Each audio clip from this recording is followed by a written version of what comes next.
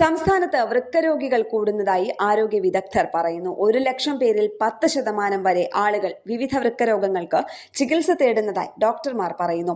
രോഗികളിൽ 60% പുരുഷന്മാരാണ്. സ്ത്രീകളിൽ പൊതുവെ രോഗസാധ്യത കുറവാണെന്ന് വനിതാ നെഫ്രോളജി കൈരളി ചാപ്റ്റർ ഭാരവാഹികൾ പറഞ്ഞു. വൃക്കകൾ തകരാറിലായി ഡയാലിസിസ് ചെയ്യുന്ന രോഗികളുടെ എണ്ണവും വൃക്ക മാറ്റിവെക്കേണ്ടി വരുന്നവരുടെ എണ്ണവും ദിനം പ്രതി കൂടുന്നുണ്ടെന്നും ഭാരവാഹികൾ വ്യക്തമാക്കി. പ്രമേഹവും രക്തസമ്മർദ്ദവും ബാധിച്ചവരിലാണ് വൃക്കരോഗം കൂടുതലായി കണ്ടുവരുന്നത്. രോഗം നേരത്തെ കണ്ടുപിടിക്കാൻ കഴിയാത്തതും പ്രമേഹം നിയന്ത്രണ വിധേയമല്ലാത്തതും രോഗികളുടെ എണ്ണം കൂടാനിടയാക്കുന്നു. പുകവലി നിയന്ത്രണമില്ലാത്തതും പ്രമേഹം, അമിത രക്തസമ്മർദ്ദം, ചികിത്സിച്ചു മാറ്റാത്ത അണുബാധ, മരുന്നുകളുടെ ദുരുപയോഗം, വ്യായാമക്കുറവ് എന്നിവയാണ് വിവിധ കാരണങ്ങൾ.